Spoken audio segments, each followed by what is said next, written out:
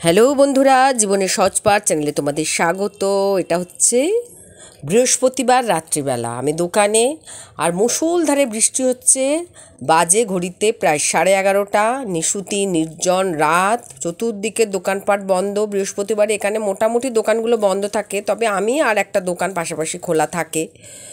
ভীষণ ভয় ভয় লাগছিল, তাই ভিউটা না তোমাদের দেখাবার চেষ্টা করছি। দেখো কীরকম নির্জন নিশুতি রাত, কিন্তু একটা অ্যাডভেঞ্চার, একটু ভালো লাগা, তবুও তার মধ্যেই একটুখানি একলা বোধ। আর এই যে কাকা দোকান খুলেছিল, সেও বন্ধ করে চলে গেল। ওইখানেই তার বাড়ি, রাস্তার ওপরেই। তা চলো, আজকে আর দেখা হবে না, আবার কাল।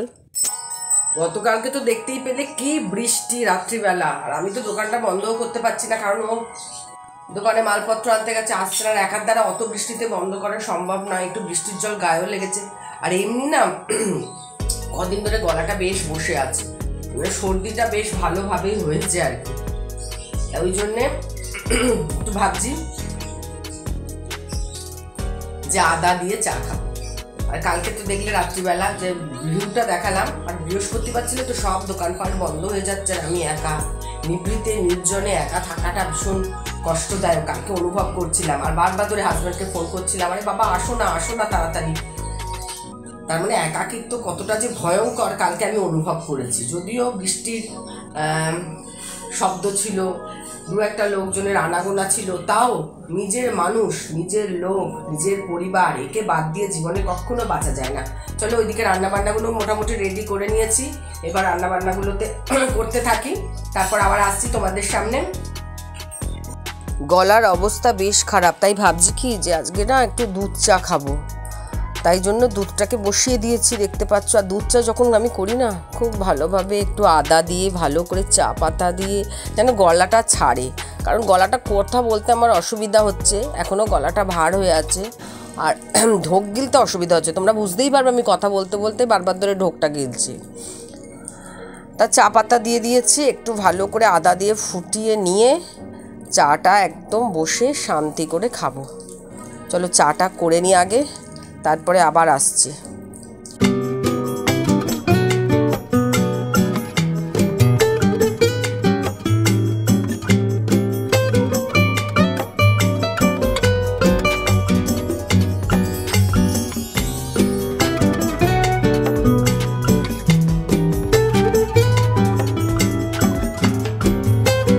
সবার চা তো খাওয়া হয়ে গেছে, আমি আমার জন্যই চাটা খেয়ে মানে করে নিলাম। আমার খেতে একটু দেরি হয়, আমি স্নান টান সেরে তারপরে চাটা খাই, তো সেই জন্য।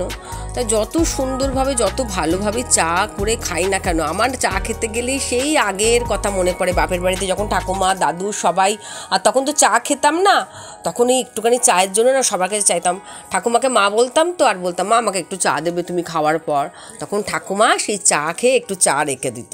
সেই চা খাওয়ার মজাটাই ছিল আলাদা, সেই চায়ের স্বাদই ছিল অন্যরকম। এখন যতই সুন্দর করে চা খাই না কেন, সেরকম স্বাদ আর পাই না।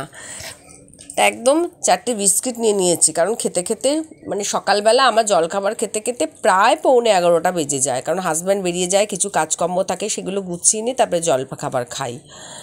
তাই এখন বসে একটুখানি চাটা খাই, তারপরে অন্যান্য কাজে হাত দেব। আর তার মধ্যেই হাজব্যান্ডের পুজো হয়ে গেছে প্রায়। দেখো ধূপ ধুনো দিয়ে একদম পুজো করে নিয়েছে।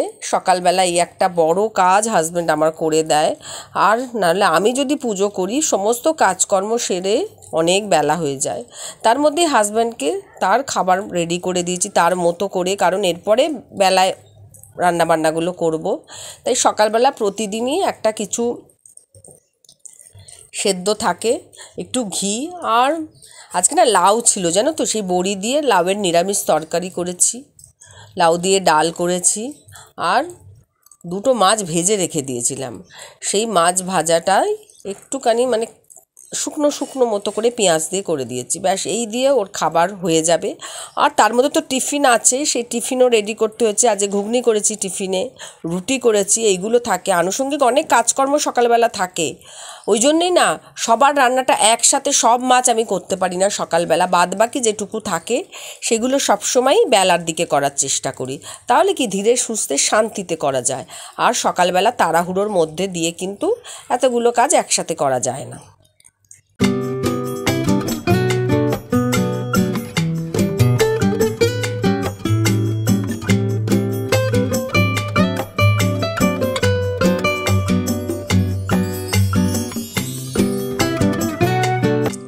আজকে যেমন আমি গুছিয়ে খেতে দিচ্ছি, যদিও ডাল দেওয়াটা তোমাদের দেখাতে পারলাম না, সবই পাতে পাতে দিয়েছি সকালবেলা। একটা সময় ছিল যখন আমি কলেজে যেতাম বা স্কুলে যেতাম, আমার ঠাকুমা আমাকে এই রকমভাবেই খেতে দিতেন। আমার যেটা ভালোবাসি, এক পিস মাছ ভেজে নিয়ে সেটাকে ঝাল করে দেওয়া, ডাল যেটা আমি ভালোবাসি সেটা আমার সামনে উনি রাখতেন খাবার জন্য। আর সকালবেলা দেখো ঘুগনি করে নিয়েছি, তার সাথে একটু কাঁচা পেঁয়াজ কুচিয়ে নিয়েছি, শসা, ডিম সেদ্ধ। হাজব্যান্ড তো বেরিয়ে গেছে, তাকে এই টিফিনই দিয়েছি, যদিও পেঁয়াজটা দেওয়া হয়নি। আর এটা আমার ছেলের আর আমার খাবার রেডি করছি। আর রুটিটাকে না মানে হটপটের মধ্যে এরকমভাবেই আমি কাপড়ের দিয়ে রাখি, যাতে ঘেমে রুটিগুলো ভিজে না যায়। এটা মানে আমি নয়, ঠাকুমা, মা সবাই এরকম, আমাদের বাড়ির সবাই এরকম করেই রাখে। তা ছেলেকে দিচ্ছি এবং আমিও খেয়ে নেব। সকালবেলার জলখাবার মোটামুটি হয়ে যাওয়ার পর এরপর দুপুরের রান্নাবান্নার কাজে হাত দেব। আর দুপুরবেলা যে রান্নাবান্নাগুলো করব মোটামুটি সব কিছুই ধুয়ে রেডি করে নিয়েছি। এই মাছটাই ঝাল করব, কিন্তু এই মাছটা সর্ষে বাটা দিয়েই ভাবছি করব। আর রুটি না একটুখানি আজকে একটা কম হয়ে গেছে, সেজন্য পাউরুটি 2 পিস ছিল, সেই 2 পিস পাউরুটি আমি সেঁকে নিয়েছি। দেখো যখন যেরকম সেইভাবে তো চলতে হয়, পরিস্থিতির সাথে খাপ না খাইয়ে তো ভালো চলা যায় না ঠিকঠাক মতো। তা সেইভাবেই চলার চেষ্টা করি। আর এইদিকে সকালবেলা যে মাছের ঝালটা রান্না করব তার জন্য পোস্তে, সর্ষে এগুলো রেডি করে নিচ্ছি, এটাই মিক্সিতে করে নেব। এটা করে নিলেই মোটামুটি সকালবেলা রান্না বান্নার পার্ট কমপ্লিট হয়ে যাবে। তারপর আনুষঙ্গিক যে কাজকর্মগুলো সেগুলোই বাকি থাকবে। আর সর্ষে তো সবসময় মিক্সার গ্রাইন্ডারে আগে শুকনো গুঁড়ো করে নিই, তারপরে তার মধ্যে জল বা কাঁচা লঙ্কা দেওয়ার থাকলে কাঁচা লঙ্কা দিয়ে তারপরে সেটাকে আর একবার ঘুরিয়ে নিই, ব্যাস মোটামুটি হয়ে যায়। কত সুবিধা আমরা ভোগ করি এখনকার দিনে। আর গলার আওয়াজ দেখেছো তো, যদি তোমরা কথা না বুঝতে পারো একটু নিজ গুণে ক্ষমা করে দিও আমাকে, কারণ গলার অবস্থাটা খুবই খারাপ। আর সবসময় আমাকে রুমাল নিয়ে এখন ঘুরতে হচ্ছে, এতটাই মানে সর্দি আমার লেগে গেছে। আর এই সময়টা পুজোর আগের সময়টা না এরকমই হয়। আগে তো যখন ছোট ছিলাম পুজোর আগে প্রায় প্রত্যেকেরই জ্বর, সর্দি, কাশি হতো। তা মাছগুলোকে না ভেজে নিচ্ছি, ভেজে নিয়ে মাছগুলোকে করে নেব। আর তার সাথে সাথে না এইসব কাজকর্ম করতে করতে টুকটাক গাছানো এগুলো করতে থাকি, বিছানাপত্র তোলা এগুলো করতে থাকি। সেগুলো তো সবসময় দেখানো সম্ভব হয় না। এবং সর্ষেটা বাটার পর দেখছি অল্প সর্ষে তো, সেই জন্য না পুরো একদম যে পেস্ট হয়নি, একটুখানি দানা মতো থেকে গেছে, সেই জন্য সেটাকে না ছাঁকনি দিয়ে ছেঁকে নিচ্ছি। কারণ বাবার তো কিছুদিন আগে দেখলে শরীর খারাপ, আমি বলেছিলাম একটুখানি পেটের প্রবলেম হচ্ছিল, আর সেই জন্যই সাদা সর্ষেই ব্যবহার করি সবার জন্যেই। এই জন্য ছেঁকে নিচ্ছি, ছেঁকে নিয়ে মাছটা করব। আর 2 দিন ধরে ঝোল ভাত খেয়েছে, প্রতিদিন তো আর ঝোল ভাত খেতে ভালো লাগে না, আর এই মাছের ঝোল মোটেই ভালো লাগে না, সেই জন্য এটাকে এইভাবেই করতে হয়। তো ওইভাবেই রেডি করে নিচ্ছি।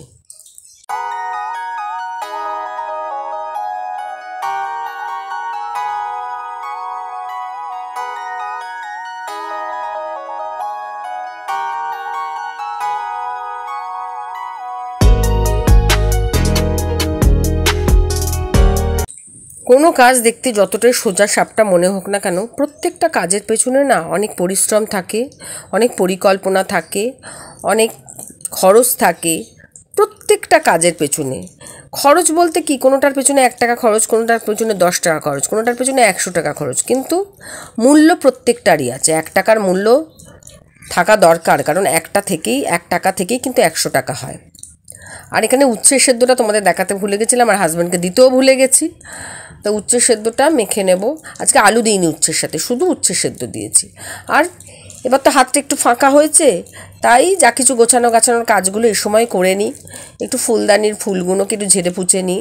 তো এই ফুলগুলো তো ধোয়া যায়, কিন্তু সবসময় তো ধোয়া যায় না। আর এদিকে ঘরে দেখি যে ঘরের যে টেবিলের ওপর ফুলদানিটা থাকে, মনে হয় হাওয়া দিয়েছে পর্দাটা লেগে, সেগুলো সব পড়ে গেছিলো, সেগুলোকে আবার গুছিয়ে রাখছি। আর বড় বিছানার চাদর এখনও ওই অগোছালোই আছে, খাটটা, সেটাকেও পরিষ্কার করে নেব। আর ওই ঘরে যেহেতু ঠাকুর থাকে, ওই ঘরটা আগেই পরিষ্কার করে নিই। তাই সব গুছিয়ে গাছে সব কিছু করে নিয়ে একটুখানি মোছামুছি ফার্নিচারগুলো একটু থাকে। প্রতিদিন না আবার করতে পারি না, রোজই করার চেষ্টা করি, কিন্তু এক সময় না হয়ে ওঠে না, জানো তো। তাই এইভাবেই ঘরদোর গোছানোর কাজ করতে থাকি। আসলে ঘরদোর গোছানো থাকলে তো একটু ভালো লাগে, যদিও সেইভাবে একদম নিট অ্যান্ড ক্লিন হয়তো হয় না। আর যেখানে গোছানো ভাব থাকে সেখানেই অগোছালো ভাব চলে আসে, একটা গোছানো করতে গিয়ে আর একটা অগোছালো ভাব চলে আসে। আর এই দিকে আমার হাজবেন্ড সারাদিন তো অফিসেই থাকে, আর যখনই সময় পায় এই এক নেশা, দাবা খেলার নেশা, এই নেশা যেন আমাকে পাগল করে দিচ্ছে। এরকম নেশাযুক্ত মানুষকে নিয়ে আমি 22 বছর ঘর করছি, বলো তো। হ্যাঁ, সে উঠতেই চায় না, খেতে বলতে পাগল হয়ে যায় যে আসো আসো, তারপরে খেতে আসে। এইভাবে চলতে থাকে জানো। এই যে নেশা, ভীষণ বাজে নেশা। আসলে প্রত্যেকেরই কোনো না কোনো নেশা থাকে, আমারও আছে। আমাদের যেমন কি ঘর সংসারের কাজকর্ম করার নেশা, সবাইকে গুছিয়ে সব কিছু টাইমে দেওয়া, সেই একটা নেশা। এইভাবেই তো চলতে থাকে। তা নেশা না থাকলে কিন্তু কোনো কাজে আগ্রহ আসে না। কোনো কিছুকে নেশা করে নিয়ে কিন্তু আর একটা কাজের আগ্রহ কিন্তু আমাদের বৃদ্ধি পায়। আর এদিকে কম্পিউটার টেবিলটাও মুছে নিচ্ছি। ছেলে তো সব কিছু এনে রেডি করে রাখে, এই খেলনা মেলনা, কিন্তু মোছামুছির তো বালাই নেই, সেগুলো আমাকেই করতে হয়। বলি যে নিজেরগুলো নিজে পরিষ্কার করে রাখবি, কিন্তু কিছুতেই করতে চায় না, তাই অবশেষে আমাকেই করতে হয়। আর এদিকে তো খাট সকালবেলা পরিষ্কার হয়ে গেছে, আবার অগোছালো হয়ে যায়, কারণ ছেলে ওই খাটের ওপর ওঠে, আঁকাঝোঁকা করে, সেই জন্য। তা এইভাবে আগের দিন থেকে পরের দিন সকাল পর্যন্ত আমার কাটলো, আর এইভাবেই কাটে। তারপর তো বেলার দিকে খাওয়া দাওয়া করে বাসনকোসন মেজে আবার সেই একই রুটিন, দোকানে যাওয়া, এইভাবেই চলতে থাকে। আর এইভাবেই চলি। এখনও সেই মোবাইলের গেম খেলা হয়ে যাচ্ছে, যে একটু তাড়াতাড়ি চলে এসেছিলো সেই জন্য। তা যাই হোক, এইভাবেই হচ্ছে। আর তোমরা কেমন আছো? তোমাদের সহযোগিতা তো সবসময় পাচ্ছি, তোমাদের সহযোগিতাকে পাথেয় করেই এগিয়ে যাচ্ছি। আর আশা করি আমার ভিডিওগুলো তোমাদের ভালো লাগবে। আর যদি ভালো লাগে অবশ্যই কমেন্ট করে জানিও, এবং অবশ্যই আমার পরিবারে এসো, এই কামনা করি। আজকের মতো টাটা।